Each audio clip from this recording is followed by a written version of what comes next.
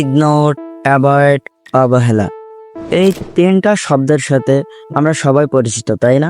এমনও হতে পারে যে তুমি কারোর দ্বারা ইগনোর হচ্ছ, কেউ তোমাকে অবহেলা করছে, কেউ তোমাকে অ্যাভয়েড করতে দাও। ইগনোর, এই বিষয়টাকে তুমি যত সহজভাবে নিবা তত বেশি জীবনে সাকসেস হতে পারবা।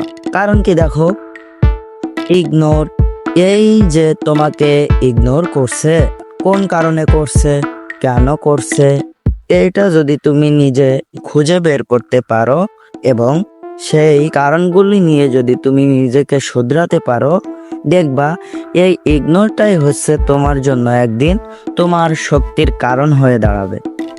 আসলে কি জানো, ইগনোর করার পর আমরা অনেকেই বলি যে কেন আমাকে ইগনোর করা হচ্ছে, নিজেকে প্রশ্ন করি এমনটা তো হওয়ার কথা না, নিজেই কষ্ট পাই, হ্যাঁ আমার সাথে কেন এমন হলো, আমার সাথে তো আরো ভালো কিছু হতে পারতো, আমার সাথে তো এটা না করলেও পারতো, আমি এভাবে অ্যাভয়েডের শিকার না হলেও তো পারতাম।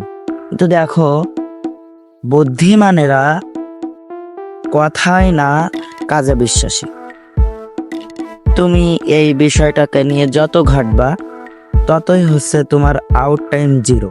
তুমি যখন এই ইগনোরের কারণটা বুঝতে শিখবা, ইগনোরের কারণটা খুঁজে বের করতে পারবা, তখন তুমি বুঝতে পারবা যে তোমার ভিতরে কি ঘাটতি আছে। তখন তুমি নিজেকে শুধরাবা এবং শুধরানোর পরে নিজেকে এমন একটা জায়গায় এস্টাবলিশ করবা যে মানুষগুলো তোমাকে এতদিন অ্যাভয়েড করতো, তারা এখন আফসোস করবে।